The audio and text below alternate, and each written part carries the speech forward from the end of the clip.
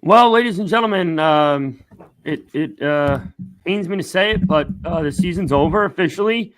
Titans fall to the Colts by a final score of 31-28. Or no, actually, I'm sorry, more than that. 31-28. Yeah. 31-28. 31-28. Season's over. It's an absolute disaster.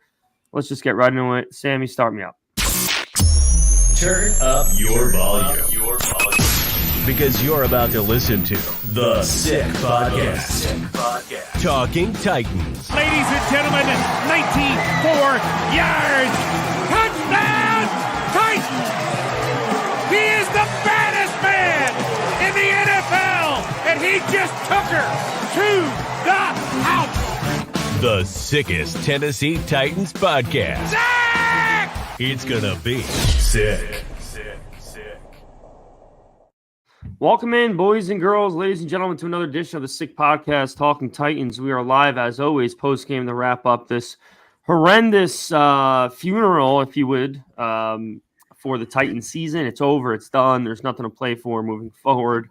I'm going to go on my I promise it's going to be short little thing, and then I'll probably cut in here and there. But bottom line is, it was a blessing in disguise we lost this game. We're going nowhere. We're horribly coached on every side of the football you can think of. Our head coach is a disaster. And, we're injured, left, right, center. So, it's a game we're going to lose sleep over because Will Levis deserved that game. He wasn't perfect by any means. He missed a lot of throws, but he deserved to win that game. He outplayed Gardner Minshew. And the incompetence of his coaching staff, of his defense, yes, I said his defense, are what inevitably cost us this game. And this whole team needs a facelift from top to bottom, including the head coach, including both coordinators, including a new offensive line, almost from left to right, besides Skoronski. This team's a joke. This team's embarrassing. They had a star quarterback who cares more about this team, probably any of the coaching staff. That was the only reason it was the game. And there was a couple, miscues by the Colts offense that led to turnovers, but pitiful, disgusting. And I'm over Vrabel, and that's it. So I'll pass it over to both of you. Vinny, why don't you start us off today? Please. I'm going to pass it to Jarett. He was out last week. I'm going to give him a chance to get back and say his piece first. By all means. Welcome back. I appreciate welcome it back after to a both long of you. Out for different reasons, but welcome back to both of you. So you two start, and then I'll go. I appreciate it for you holding it down this week. Obviously, there was a passing in the family, so had a rough week, and it just turned even worse yesterday. And especially today, at 12 o'clock with the college football playoffs, Florida State not getting in and getting screwed by Bama money-wise. And then here we go again with the Tennessee Titans on a Sunday. So it just keeps getting better and better for me. But let's take some positives. I know you went on your tangent with the negatives. So some positives, man. The first half, it was very good, especially with Will Levis. Him diving over the pile, laying down, getting the first down. Just to see that from our young quarterback, it just gave me a little bit of goosebumps because there's a little bit of hope going into next year seeing that. And just the way he drives, down the field. If we have to do anything that he need, what he has to do, in my opinion, to get better is his presence. His pocket presence in the pocket. He sometimes just stands there and doesn't move to maybe scramble a little bit like he did in Penn State. But that needs to get better. But all in all, Mike Vrabel, I'm not going to say he should get fired. If you want to go fired, do it with the coordinators. Okay. Yes, there was 2 block punts back to back, which is coaching wise. I understand that. But yeah, call the timeout. Craig Ackerman, they've seen something on the film. You have to scheme up with that, and especially to slide the protection over for the gunner or something.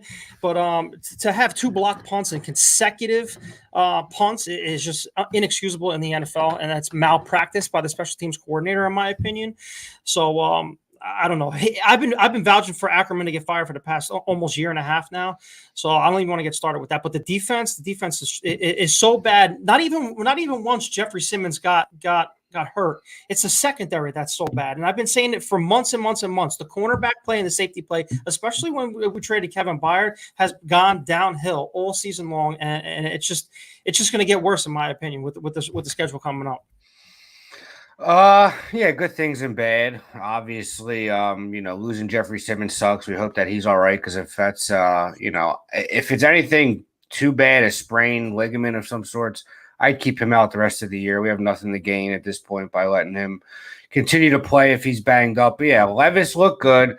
Hey, I agree with you, Jarett. He stays in the pocket a little too long, held on to the ball a little bit too long today, took a sack, had a turnover, which actually he chased the guy down and forced the fumble and then recovered the fumble. So, you love what you see from him yelling at Hopkins, putting his body on the line for that first down, which does scare me, of course. But that's what you want out of your quarterback. That's the kind of guy teammates will follow. Defense, I'll give a little bit more credit than the both of you. Outside the defensive touchdown, we let up 19 points until the overtime. If you hold a team close to 20 points during a game, you should be able to be in most of it, but time and time again, we stalled out in the second half. First half looked good. We went up and down the field, scored 17 points. And then the second half, we stalled out as per usual. The offensive line is atrocious. Jalen Duncan, that experiment. I mean, we have no choice at this point. I don't know if it's any worse than Dillard, but Sal said that we're going to need a whole rehaul besides maybe Skoronski. Besides Skoronski, not maybe. But yeah, this team is listen, I hate to say it. It's probably a good thing we lost that game. We're going to help with draft positioning a little bit. You know what I mean? We want to be in that top 5 spot. I alluded to this weeks ago. We really have more to gain at this point by being 4-13 than 7-9, something like that, or 7-10, in my opinion. So yeah, it's frustrating to see. Our punter. I hope that's not a long-term injury. That could be ugly, nasty. Henry got hurt, so it was just an ugly game. Even though he'll be all right, it was just a concussion. Not to say just a concussion, but you know what I mean. He could be back next week. Frustrating from top to bottom. This is a very big offseason for us in the draft, in free agency. What we decide to do with Mike Vrabel and the whole staff, really. I can see us getting rid of him. I can see us keeping him. If it was up to me, I'd probably move on from him at this point. You need a new face. The guy is what's the update on the record? 4-18 maybe in his last 22, something like that. It's got to be something close like that. So the writing's on the wall. I don't know. It's a precarious position to be in because you want to be optimistic about Will Levis, and it's right to be, but we need so many different things to go right around him going forward for this to be a successful football team. So that being said, I hope Simmons is okay. I hope the injury with Stonehouse isn't too bad, too gruesome. He's out for the year, that's for sure. For sure. Yeah. I mean, and I would keep. Can we talk about how you run into a kicker and you don't call a penalty on that? Nah, he hit the ball first. He hit the ball bullshit. Bullshit. I agree, but that's the rule. He hit the ball first, and then his momentum carried him forward. It's an unfortunate freak accident. He didn't try to hit the kicker. He hit the ball first and ran into the kicker. It is what it is. I'm more upset at the penalty that was not called on DeAndre Hopkins in the first half in the back of the end zone. But, every week, officiating, you can get mad at all the time. But at the end of the day, the proof's in the pudding with this team the last year and a half. So, I got a question. How do you not have Tannehill and Folk practice? Yeah. They practice after the fucking miss. How do they not practice going into that score, knowing they need to have Tannehill do the freaking hold? That is inexcusable. He makes that kick, we win the game. These are things that everyone's just going to look over. These are all part of the head coach position. In my opinion, he got that ball down. The laces were not in. He could have made that kick. I think the timing was off there, but that's not something that doesn't mean they shouldn't have practiced it, Vin. How do you know they didn't practice it? They didn't. Because nobody even knew Tannehill was going to do it until it happened. Yeah, and then after he missed it, you saw them practicing the hold on the sideline. No, they were just showing that probably. If you see people in the stadium, I mean, you're going to practice, especially if your punter goes out. If you're scoring or there's a field goal involved, the backup quarterback is definitely holding. So, I mean, again, there's no defending, not calling the freaking timeout when the guy was just standing there uncovered. Whoever it was in the slot ready to run, I think it was Chris Moore, just fucking pointed at him and let him roll right out to the outside and have his free lanes. I mean, These are things that just cannot happen. And how many freaking third downs are we going to give up in the second half? I mean, I've said this week in and week out. Is the defense horrendous? No. But what they cannot do is make a big stop early on in the game. It's constantly us trying to hold them from 7 to 3. How about we stop them on a 3rd and 9 once in a while? That's our biggest problem. It has been for the last year and a half. We give up too many X plays. That's also what I want to know. If none of this shit is Vrabel's fault, what are his responsibilities? Well, if they're putting if he's putting the players in the position that they should succeed and they screw up and they get burnt, whose fault is it? Vrabel's or Christian Fulton that he pissed down his leg and the wide receiver ran right by him? It's not Vrabel's fault. It's that those guys suck.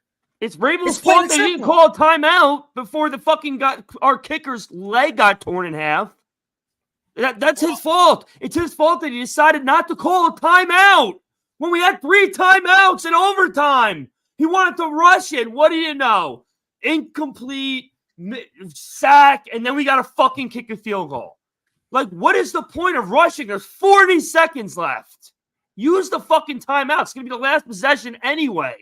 It makes no sense, guys. These aren't black and white things, or these aren't gray area things. These are simple, easy things that if you can do, it'll put you on the right side of the game of inches. And this guy is putting us on the wrong side of a game of inches, guys. It's simple as day. How many fucking games do we got to blow or lose because of guys who are unmotivated or undisciplined because of bullshit? The fucking taunting? Nobody on a Mike Vrabel coach team should ever get that penalty. Nobody. Second in the league. Second in the league. Second starts too. Yeah, it's a makeshift offensive line. Well, again, let me tell you, if we won 5 games in a row, it would be Vrabel, extension. But when shit goes bad, it's everyone else's fault. It's the players' fault. It's the injuries' fault. It's the coaching staff, which he helped bring in, by the way. And he failed again with a second set of coordinators. Oh, I'm sorry. Bowen stayed, but we got rid of arguably the worst coordinator in history to bring in a guy who's he has his moments. He had his moments in the second half, but he's all over the map. One drive he does really well. The first half, we had almost 300 yards. The second half, it took until the fourth quarter with 10 minutes to go. We had 19 yards total in the second half. Besides, I know, but when you're not making halftime adjustments, to me, that's a very it's very indicative of the head coach as well. When you're not making halftime adjustments. Yeah, I understand Sal's frustration. I mean, I would listen if they get rid of him, they get rid of him. I'm not going to lose any sleep over it. I'm just concerned as to whether or not they have the stones to pull the trigger on it. I mean, they're not. They already said it, so stop talking about it. They could go. You could go 4-13, and just because Diana Rossini said they're moving on with him, if they go 4-13, then I can see him getting the boot. Guys, we fired a coach after a season. We won a road playoff game. Yeah. If that doesn't tell you anything's possible, then nothing will. Okay. If we continue to lose freaking games like this, shit's gonna hit the fan, guys. You guys are underestimating the Amy Adams Strunk's willingness to put an end to bullshit. Like, she doesn't put up with bullshit very long, and we're dealing with some big bullshit right now. I never underestimated her ability to do it. I want to see her do it, though. Where was her ability to put her foot down and fire Todd Downing after the first abysmal year he had? Well, because if she didn't play no bullshit, she would have told Vrabel, I don't give a shit what you think. I'm getting rid of him. So this will be an offseason where we see if she puts up with the bullshit and fires him and moves on from him. I'll believe it when I see it. I still think there's some blind loyalty in this organization when it comes to Vrabel, just because of what he's done for us in the past. But as of the last year and a half, it's been the complete opposite. So, and what about Tajay Spears in the last half hour of the game? Oh, they bring up, he's a revelation. No, he's not a freaking revelation. We all knew he was capable of it. He just never gets enough freaking carries. The only time he gets the ball in his hand is on a fucking screen. Whose fault is that? Someone needs to be accountable. Look what happened when we gave Tajay Spears freaking 10 carries. He had 60 yards in 5 minutes. Like, what? This is not fucking gray area shit, guys. This guy just doesn't know how to make the right decisions. Alex, to answer your question on the offensive line, I know you just had the question over there. I don't know the guy's name. The guy's name, it's Jason House something or whatever, but first year head coach. Not head coach, offensive line coach in the league. I don't want the opportunities. This is a young offensive line, that first year offensive line that just got put together, and it's going to be probably even worse next year because they're going to try to blow it up and try to bring pieces in it together to surround Will Levis with a lot of talent. So in my opinion, let him sit down and bring in a veteran offensive line coach like Mike Munchak from Pittsburgh to actually develop him as a offensive line coach and develop this new core offensive line that we could possibly have next year. So, that's another part of the problem. The offensive line penalties, like Vince said, second in the league. False start. That has never happened under Mike Vrabel. That just goes to show you that trying to piece an offensive line together with these guys that haven't played so well, so often, and all together, it's a very hard thing to do in the NFL, especially with different cadences too, with different quarterbacks we've had already with 3. Offensive line coach. At the end of the day, guys, I think I know what it is, guys. It's just that Vrabel personifies visually everything you want in a head coach. He's an ex-player, a Super Bowl champion, comes from championship lineage over New England. He looks the part. He's tough with the players in practice. So everyone wants just to make it. They don't want to just let go of that because they think they want to have him as the face of the Titans because he's a man's man. But at the end of the day, guys, none of that matters if the product we see on Sundays is absolute dog shit. And all we've been doing week in, week out for 2 years now is make excuses as to why we are dog shit, when he has had a hand in all of the reasons outside of injuries as to why this team is dog shit. The players, what universe are we living in where we're trying to say that Mike Vrabel has no input of what players are on this team? He sure as hell does. You don't think Mike Vrabel had any input of giving Harold Landry that contract? Of course he did. That was a horrible contract. He's not even remotely close to playing up to the level of that contract. Not even close. It was a horrible contract at the time because there was no pass rushers on the market that we needed. So we had to keep him and pay him because we didn't have anybody to bring in. If we lost him, there was no one else on the market. It's not an excuse. It was just a fact. Now he's not living up to the potential of that contract. So I agree with you. But at the time, you got to think as a general manager, like, shit, we could lose one of the best pass rushers with 12.5 sacks right now, or we're going to have to pay him premium top dollar because there's no one on the market right now. So what are you going to do as a GM as well? The knife is at your throat. So, yeah, it sucks, but he has turned it on in recent weeks besides today. But in the let me ask you another question. He's been spotty the last since you don't know how he would have been if he never got hurt. So at the time, I didn't think it was the most insane contract. But last year he got hurt, and this year he's just been inconsistent. So he's had 1 year, guys. He got paid off of one double-digit. He got a little bit better every year he was in the league from his rookie year. We're splitting hairs here. The proof's in the pudding with the product we're seeing on Sundays. It's horrific. It's embarrassing, and at a certain time, someone's just gonna have to realize, like, we need to want better, huh? I said I don't want to bring Bruce's comment up about keeping Tannehill and instead of Brady. I know we're sick to our stomach. I don't even want to talk to the Brady talk because we can go on forever with that. Yeah, and I'm not even going to hold that again. I'm not even going to hold that against Vrabel. I'm really not, because at the end of the day, I got over the Brady thing after about 5 minutes, and I truly did believe after that year that we could still make some noise at Ryan Tannehill. Now, when everything is falling apart, it's really easy to add that onto the shit pile, and we'd have all the reason in the world to do so, especially when the guy went to another shit team and won a fucking Super Bowl. But that's besides the point. It's just a matter of at a certain point, we need to start holding people accountable and wanting better for our team. And it's like there's also people in this fan base that are like, yeah, well, we need to lose anyway. So how about we just keep losing, try to improve the roster next year again with a better draft pick, which we're probably going to go tackle again, and then try to piece it together. And then next year, there's going to still be more excuses to be made once we're not doing well enough. This was a game you should have won 99 times out of 100. 99 times out of 100, you should have won this game. They had no running game. We were better at quarterback than them. And all we had to do is average on special teams. And this was not even a game. And not only were we not average, we allowed a travesty happen twice. And yet we're still defending the fucking head coach. Because nothing can be his fault.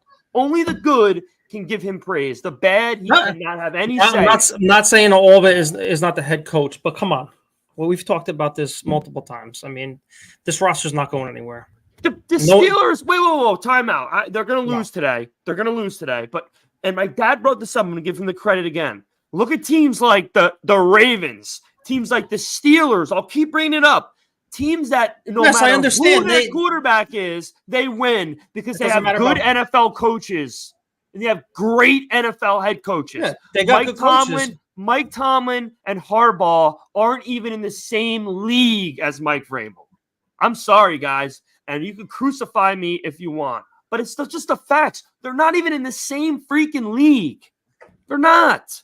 I understand. But those guys, no, you're good. Those guys aren't going to – I mean, they had good GMs, and those GMs stayed. Ozzie Newsome stayed. You know, they brought in a lot of talent. Now John Robinson screwed us. Like I said, I'm gonna go back on that whole roster. We've swung and missed on draft picks. The Ravens and Steelers are not swinging and missing on draft picks. So they build the roster the right way. You don't think Tomlin and Harbaugh have says and who gets drafted? They're probably more. They probably have more of a say than their freaking GMs. Of course, but what do you think if Vrabel had a real say? Wouldn't you say no? I'm not trading AJ Brown at the time. If he had a real say, that's the only instance you can bring up. That just shows that he may not have that full say. I don't buy that. Come on, guys. You think Mike Vrabel has no say?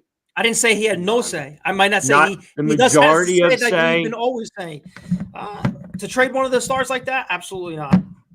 But there was more to it than just Robinson not wanting him on the team. It was a money issue. So it's not like Robinson said he wasn't worth having on the team. It was a money issue. So that's why it had to happen. But regardless, it's just I just can't stress this enough how if we continue to settle for this Sal dude, so clown. I'd love to understand what these people think. Like, what is the reason? Why am I a clown for not defending a guy who's lost 90% of his last 15 games. I just don't understand it. But again, everyone in here defend Vrabel, or not everyone in here, but so many people defend Vrabel and whatnot. This would be a great time to call in and tell me what a clown I am. But when you tell me I'm a clown, please, all I ask is just add something to it besides the same shit. Like, you're a clown, you're a jerk off, and then they don't say anything else after that to back up why they think I'm an asshole. So that's all I would ask to include in the phone calls if you're going to torch me. But Sal, my question is for you though, how you said, talking about we should lose and get another draft pick and whatnot. If that's not the formula right now to get as high as pick if we can, then what is? Or are you stating that with Vrabel coming back in that equation? Yeah, I mean, if Vrabel's going to stay. No. I mean, because listen, right now, that is the formula. We have to lose and get the best left tackle or Marvin Harrison Jr. or Brock Bowers in this draft. Whether or not Vrabel's a part of it is, remains to be seen. But at the moment, that is the formula. I don't want to win another game. We're not beating Miami. Not now. We're not beating Miami. We'll be 4-9. And then we have 4 games left. We have to play Jacksonville again. Houston twice. Yeah, I mean, we're lucky if we get one more win. And it's probably for the best if they make the other right decisions in the offseason with the staff and free agency. But right now, I mean, we should be actively rooting for them to lose. I don't give a shit. The mind-blowing thing is that there are people here that genuinely think it would be a bad thing, a team that can't beat any team that's worth a damn. At least over the past 2 years, with the exception of the 2 flukes. Why getting rid of this guy and the coordinators who can't string anything together consistently is this egregious thought. And it's one thing if you don't want it, but to say somebody is an idiot for wanting it when all we do is lose is just completely mind-blowing. It's okay to have your opinion of wanting to keep, but to say somebody else is a clown or an idiot for wanting a clean house of staff when we have lost how many now, Jarett and Vin? 15 or less, Something 19? like that. I think, yeah, we're 4-15 or 4-16 in our last 20. It's embarrassing. It genuinely is. Like, it's okay to have your opinion, but to just be an asshole when you have no basis of any facts to back up why you think your opinion's better. It's just, it does get me going. So if that's what your goal was, it worked. So kudos to you, Zach. We got our first caller on the show right here, Stan. Welcome to the Sick Podcast, Talking Titans. With me, Vinny, and Sal. So if you got a question, shoot. Stan. He's no longer with us. He didn't want the smoke. He didn't want it. That's a nice Christmas tree, though, Jarett. Oh, Stan, you there, buddy? Hold up, bring him in. Thank you. This is my little sports tree I got. Yeah, I like that. I get one of them tighten up ornaments, bro. Can you mail me one? Yeah, sure, no problem. You want the tighten up one? Tighten up. Charlton, you there, buddy? Yep. Can you hear me? Yeah, what's going on? Welcome to the show, buddy. You got a question? Hi. But I just like to recap this entire game. I just don't know how, and just by casual fans, how fans can just put up with just this team. This team alone is not good. I could say coaching, yes, it has a hand in it, but players also bad. Just everything bad. It just doesn't get any better. Like this was just one of the most frustrating losses of the entire season. Yeah, but why does that surprise you though? You know the team coming into this game. You know what kind of team we are, what kind of roster we are. Why does that surprise you though? It just goes back to 2 weeks or last week. We could have lost the Panthers game. We could be having the 5th seed or even better right now. But we keep just thinking that this team is just going to do something. No, just no. I'm done. I've just come to fruition that this team is not good. It sucks that losing is a better option than winning, but I'm done. Yeah. How do you feel about Mike? How do you feel about Mike Vrabel? Would you lose any sleep if he lost his job? We could give him every excuse in the book, but if Mike Vrabel is the head coach of the Tennessee Titans in 2025, I will pull up to Nissan City in a clown suit. I'm just gonna say he ain't making it 2025. There you go. That's all you need to hear. Are you in Nashville, and are you a valid subscriber to the podcast? Not in Nashville, but a valid subscriber. Nice. Appreciate matters, my friend. Thank you so much for calling in, brother, and I appreciate you sharing with everyone the frustration that you're feeling. And again, I'll reiterate it, guys. Look, Jarett wants to keep Mike Vrabel and doesn't think he's the primary issue, and that is okay. That opinion is valued, and it's not egregious. I'm not going to say it's egregious, but to say somebody Stan is back. I think we have Stan is back. Sorry, Stan's back. All right. Well, I'll wait. Let's get Stan in and hear what he has to say. Stan, you with us, Stan? Hey, how you doing? What's up, my friend? What's up, Stan? Man, watching this game got me stressed out, man. Welcome to the club. Yeah, man. What I got to say is, I can't wait to see Miss Amon turn into Cruella de Vil, man, after this game. She's got to make Vrabel fire some of these coaches, man. OC, O-line, coach, special teams, somebody has to go this week. I don't care who it is. I don't think they're going to fire Vrabel this year, but somebody has to go. Playing too conservative starting in the second half, come on, man. We had the momentum going into the second half. There's no way in hell we were supposed to lose this game. And me going to the games all the time, watching them L's come across, no, I'm not having it, man. I'm tired of it. Yep. I've been at least 9 years old. I'm 34, and this is stressful. Constantly going up and down with this franchise, man. Well, now it's the roller coaster we're all on. Stan, with us losing today, would you agree though it's best off to at this point really start thinking towards April in the draft and having the best pick possible? I mean, I hate losing. I mean, I play ball myself, so I hate losing. I don't want to lose. Sure. I mean, But in the best interest of the future of the team, wouldn't you agree that it's probably a little more advantageous for us to have a top 5 pick and secure, an offensive lineman or an offensive weapon for Will Levis? yeah, especially for Will, man, because you can see it on his face. He's stressed out. He has no one to throw it to. Yeah. He's like no receiving is getting open. You can tell on his face he's getting stressed out. Yeah, absolutely. I mean, especially. Go ahead, Jarett. No, good go. No, I was going to say, especially getting in the face of DeAndre Hopkins. That's a proven veteran. If he ran the wrong route or there was miscommunication there, you'd love to see that, especially from your young quarterback. Now, Stan, I have to agree with you on this. I am a Mike Vrabel supporter on this podcast. Vinny's 50-50. Sal wants him out. I do 1,000% agree with you.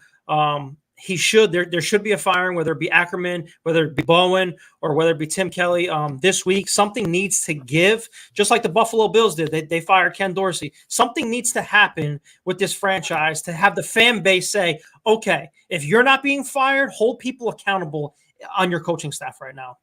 So I agree with you on that.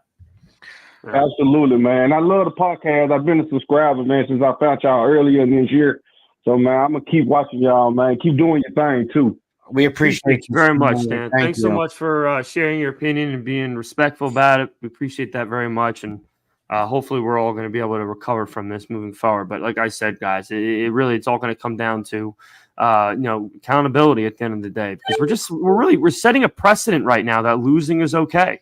That's just really what it is. Now, all of us diehard fans, and I'm talking diehard fans, yeah, of course, it's going to be better that we lose long term. But I don't want to set the precedent that losing is okay, especially with Will Levis getting all these starts. I don't want him to have all these L's under his belt before we go into next season. Unless you're really going to tell me we're gonna go all in on Marvin Harrison Jr., then maybe I'm going to have to force myself to try to root for them to lose. But if that's not going to happen, which I genuinely don't think it's going to happen, then you know what? They should still try to win freaking games. You need a guy in the first round that is not a enormous bust like 4 of the last 6 first-round draft picks you've had. That's all you need, guys. Whether we're picking 5th or we're picking 18th, you should be able to get a guy in the first round, whether it be tackle, wide receiver, whoever it is that is impactful and has potential to be a superstar. Every first-round pick is supposed to be someone that their team believes will be a star at their position. What we need to focus on is hitting our first-round picks, not worried about where we pick right now. I'm kind of off that bandwagon.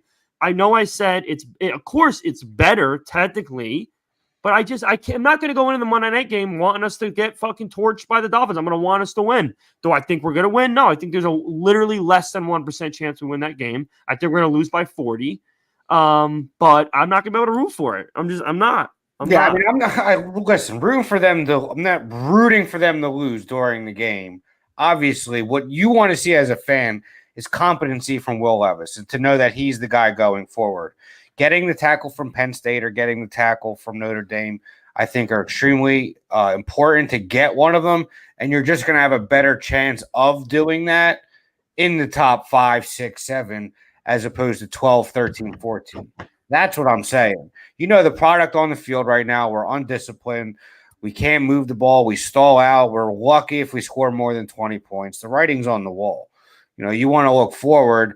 You want to protect this young quarterback. You got to get one of these top guys in to do it. You're going to have to be in the top 5, 6, 7 picks. So no, I agree with you. My hand to God, though, fellas, if their offensive line isn't top 5 in the league with 2 first-round picks on this line, whatever money they're going to use to supplement those 2, then I don't know what I'm going to do, guys. We're gonna be investing 2 first-round picks in our offensive line when we've attempted and failed miserably multiple times before, outside of Lewan and Conklin, another guy Conklin we let go. If they aren't absolutely superior in this league, then again, who are we going to blame? We're going to again blame the general manager when this team doesn't succeed. That's what I just need everyone to prepare for. And to comment briefly on Mr. Motivation, who obviously really doesn't like Will Levis, was he perfect today? No, not even remotely. He missed a lot of throws. But what's good, And what nobody can deny is he wants to win more than anyone else on that field. I will die on that hill. And that is what you want from your star quarterback. The fumble recovery is pretty much the only reason we were in the game at the end, because we got a field goal out of that, and then the rest ensued after that. That is unheard of, that play that you saw from Levis.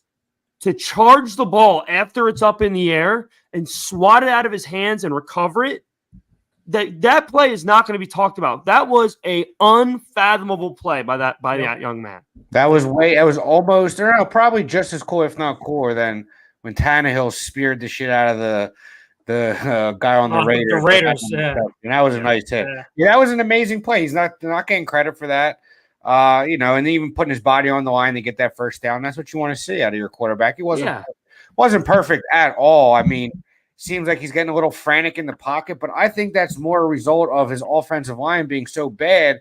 His internal clock right now is fucked up. I think he's a freaking kid. He is. Listen, he needs to do nothing more the rest of the year than look the way he's looked to convince me that he's the guy. So yeah, I mean, he went toe to toe with a team that hands down has more talent. We have more callers on here. I'm sorry, Sal. We're getting in the comments. We have multiple people that want to. I think we have your clown guy on here. I think. Great. I'm excited.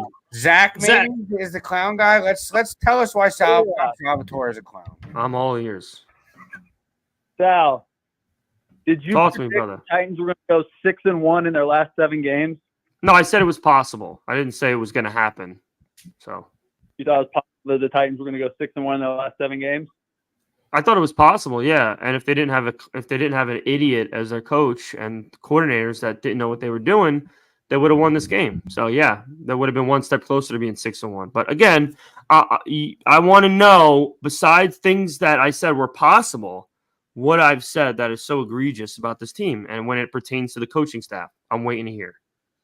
Is that all you have to say about me being a clown? Is bringing up that we could go 6-1 in the last 7?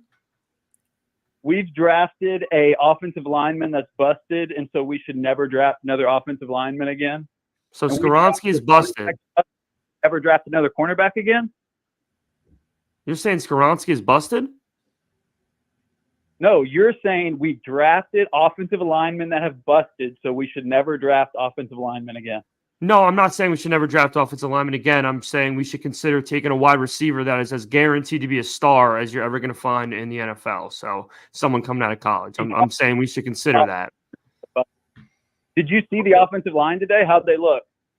Really bad. Really bad.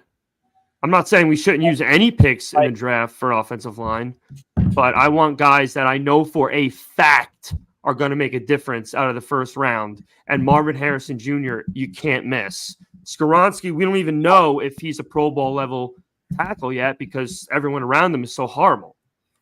So that's all I'm saying. Am I going to be screaming like a maniac if we take a tackle? No.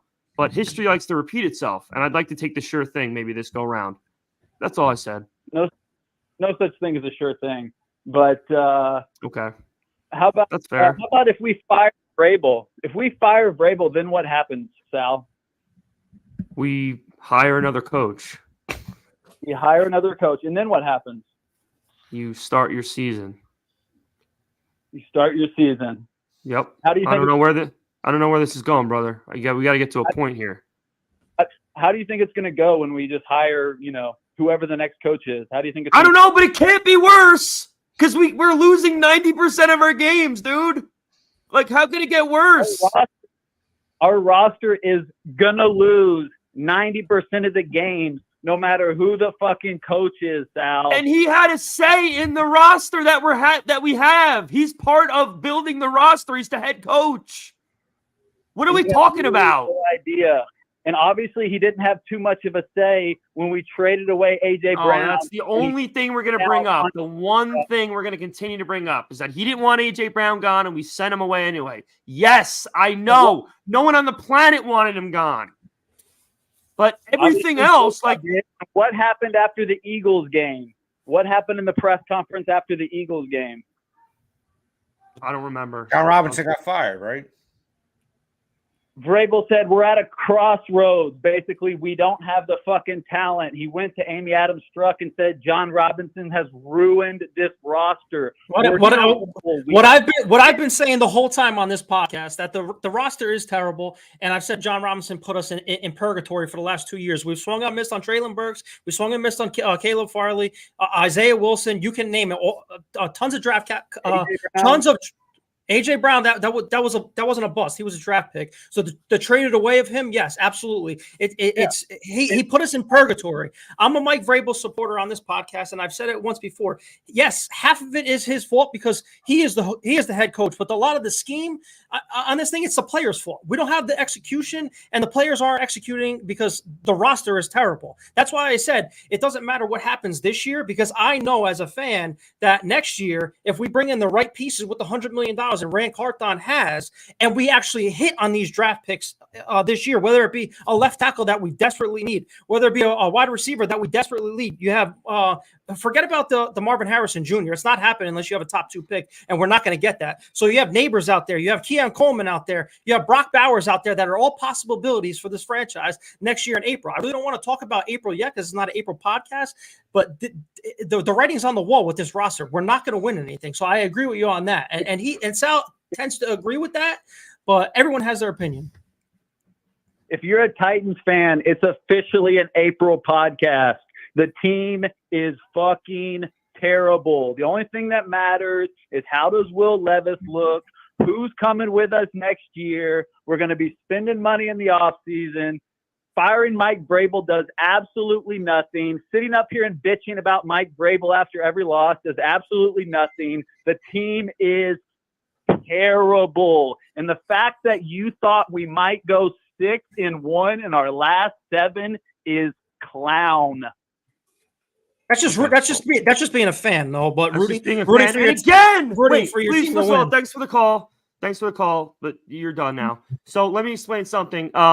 First of all, again, if we didn't have an asshole who sees a guy about to take the legs off of our punter 5 seconds before the snap happens and goes, timeout, like any coach with eyeballs would do, then we win the game.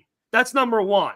Number two, constantly, every single week, we have to question the decisions he makes, whether it be running the ball on a 3rd and 8 when you're on the 15-yard line in Pittsburgh and kicking a field goal and being okay with it, whether it's going for it, not going for it on 4th down against the Jaguars when we've lost 3 in a row and we're on the 40-yard line. We're just night and day, we have to deal with stupid decision makings. And guess what, guys? If you want to continue to deal with mediocrity and make an excuse for every bad thing that happens to this team besides one guy, then you go ahead and do it. But I don't want to do it anymore.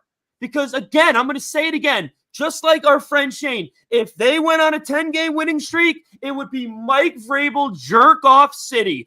Oh, he's the best coach in the league. Nobody rallies their men like Mike Vrabel. But when things go bad, it's everyone else's fault. It's the injuries' fault. It's the general manager's fault. It's the players executing's fault. Oh, wait, I thought Mike Vrabel was supposed to be this great motivator. That was his only strong point because he doesn't call plays on either side of the ball. The only thing he was supposed to be great at is waking his men up to fight on Sundays. And let me tell you something, guys. There wasn't much fighting going on tonight. I don't care what the score was, okay? Our defense let 3rd down after 3rd down after 3rd down. Okay, they got to the quarterback one time and they made him fumble in the red zone. Congratulations. Outside of that, it was a joke. We were getting thrown on all over the place by Gardner Minshew, who I've always said he's better than most people think, but we're better than him at quarterback. And we still got fucking tossed around because we're outcoached every week. And our own coach admits it, that we're being outcoached every week. So why am I a clown? Because I want better. If you want to keep them, that's fine. But calling me a clown because I don't want to keep losing every single fucking week is not, I just don't get it. I don't get it. And yeah. We got another caller, Alex. What's going on, buddy? Hey, how's it going? What's up, buddy?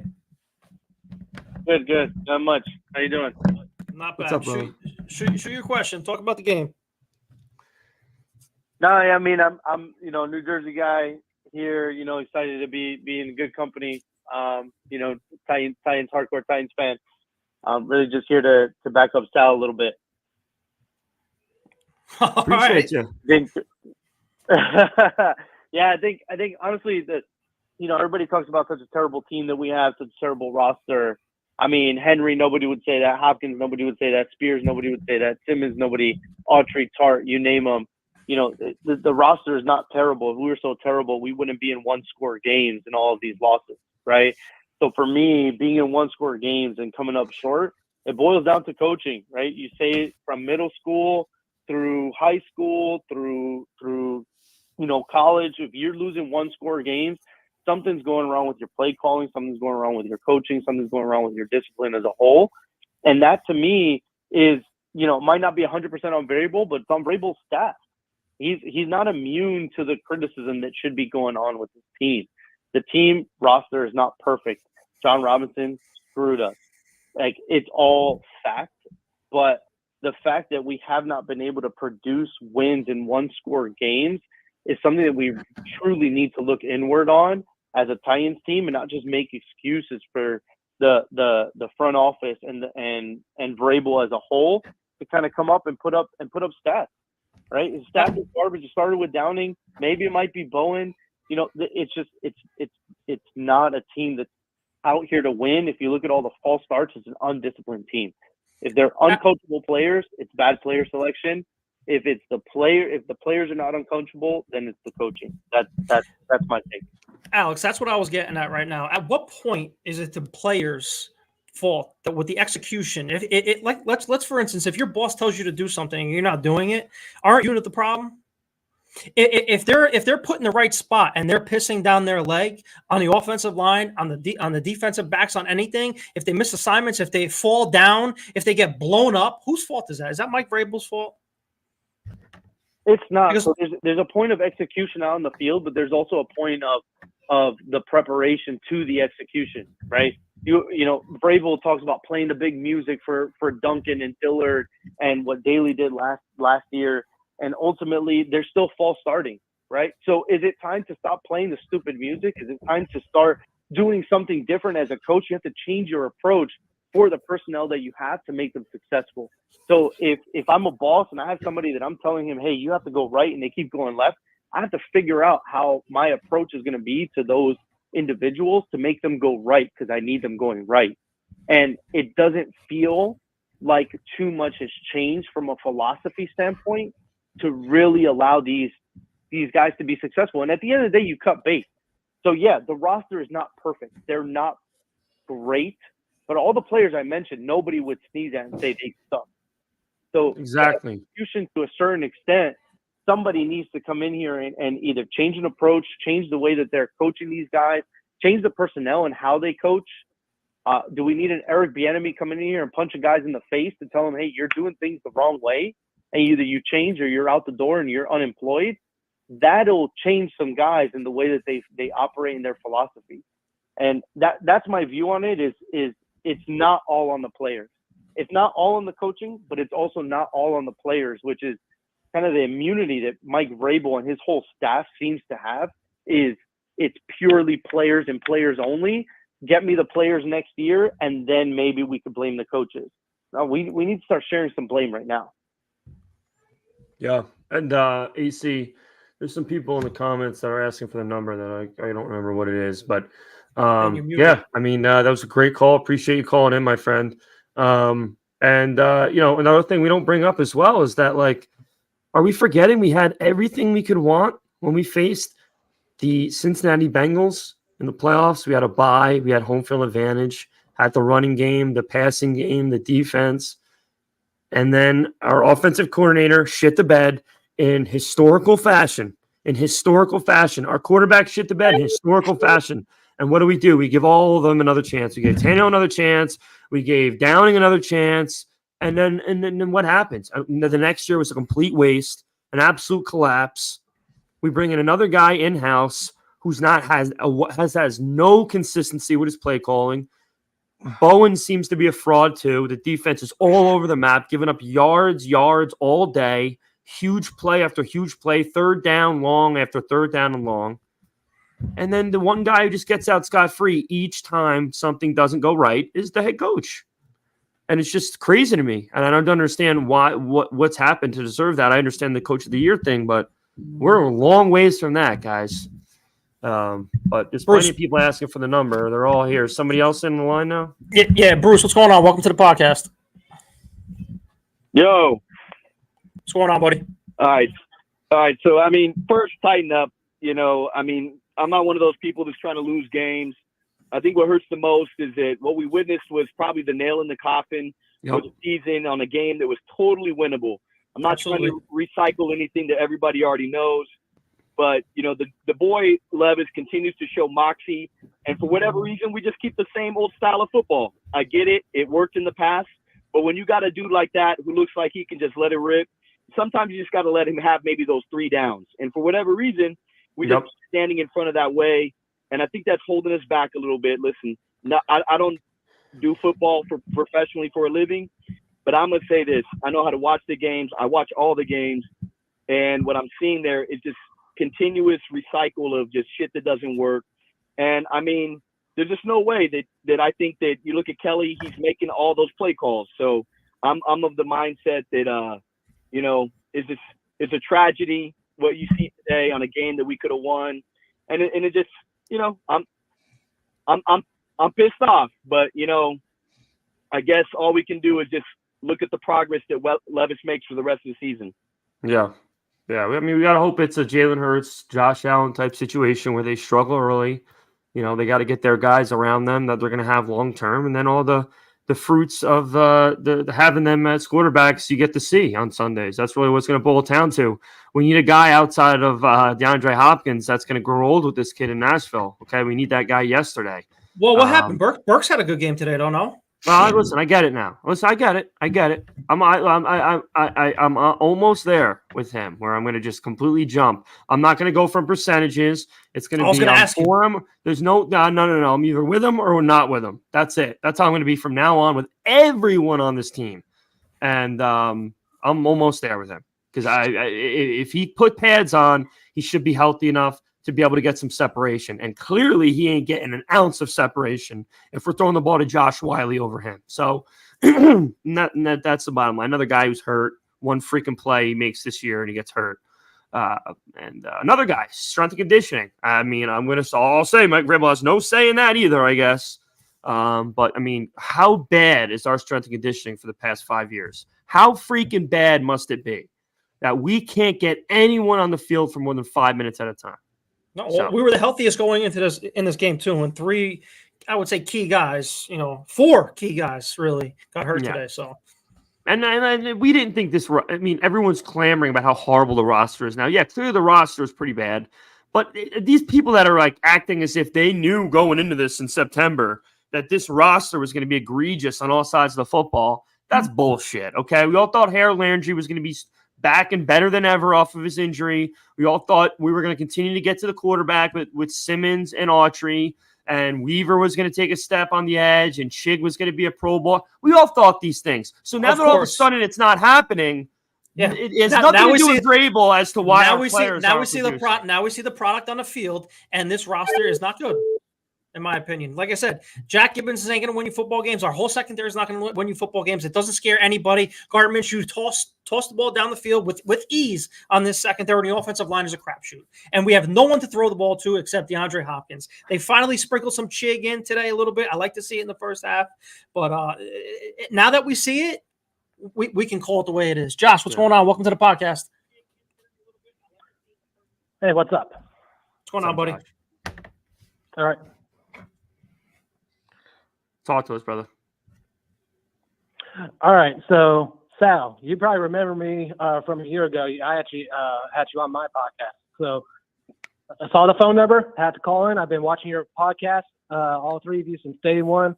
So you guys are doing a great job. So I had to call in when I saw that phone number today.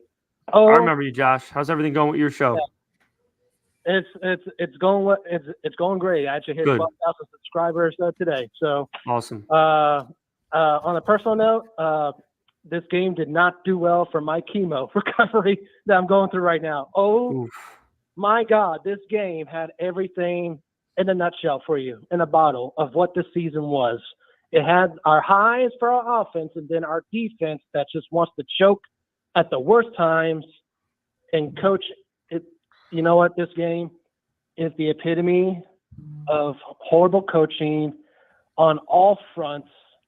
There's no defending Vrabel for his picks of the litter of who he has coaching on offense. He chose Bowen over Jim Schwartz on defense. He has Craig Okerman for as long as he's had it on special teams. I mean, again, Craig Okerman essentially put his head on a silver platter for Mike Vrabel to fire tomorrow morning. Will he? Probably not. Nope. But oh my God, 1,000% agree. Man. I'm sorry. Go ahead. Yeah, go ahead. No, I said 1,000% agree. Keep going.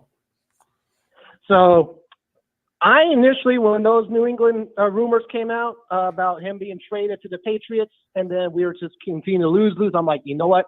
You can't fire Vrabel now because if those rumors are true, you gotta get those draft picks. Today, I say screw it. I don't care about the picks anymore. You gotta essentially what John Robinson last year. You gotta do it this year. There's gotta be a firing tomorrow of some sorts. Yeah, There's gotta be something because Traylon Burks. I guess he was our emergency wide receiver. We have Malik Willis as our emergency quarterback. He was nowhere on the field, essentially. A no-show. Where's Traylon Burks? And then Chig, again, he didn't drop balls today, so congrats on him. Will Levis is not the problem. Whoever thinks Will Levis is the problem is smoking whatever.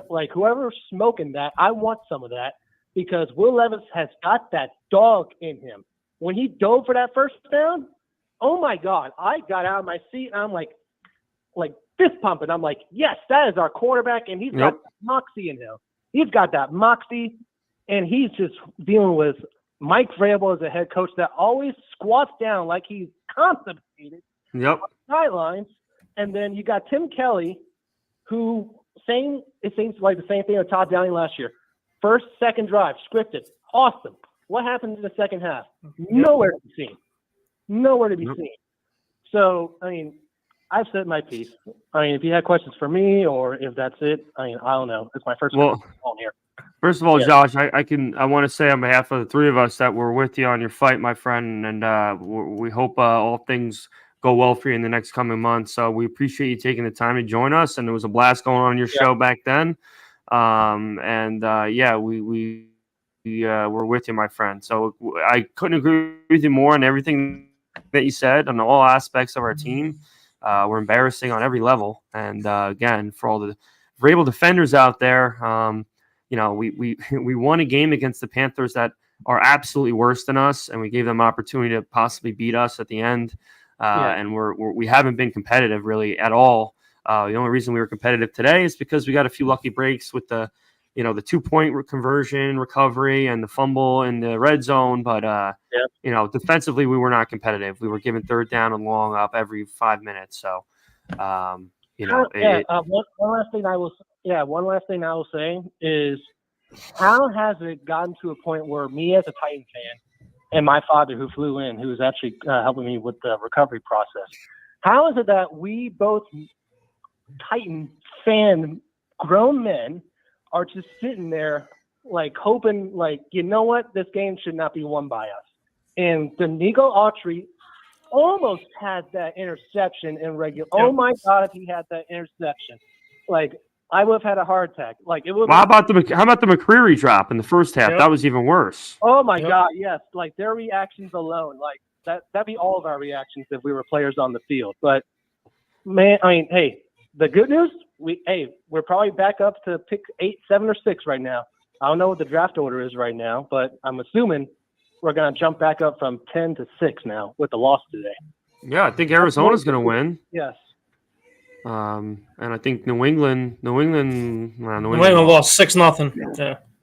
They're locked in too. We should be no further back than 7, in my opinion. And then you got a chance of one of the premier tackles, Brock Bowers. you know. Yeah. Well, again, and what? Yeah, one last thing. The icing on this whole cake about us looking the way we do. Guess who we play next week that did not get flexed out of Monday Night Football? Yeah. And how many points did they score today? Yeah, like 30. yeah. No, it's gonna be ugly. Get ready because this.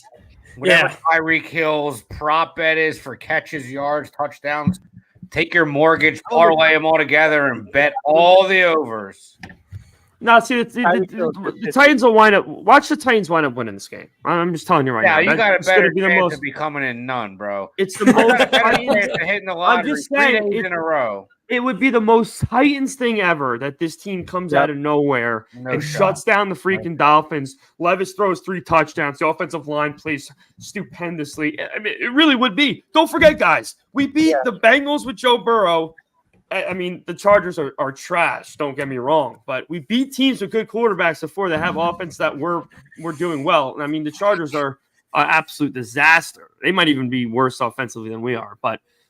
This team has surprised us from time to time. I'm not expecting it, but it would just be another stab wound in our side. Like, hey, after that heart-wrenching loss last week that would have kept you alive, we're also going to have them win this week to what it makes the last week's loss feel even worse. I mean, that would just be the most Titan thing of all time. But the ultimate SU Christmas present that Mike Vrabel can give us is if he somehow pulls 2 more games to win the rest of the year. Yeah.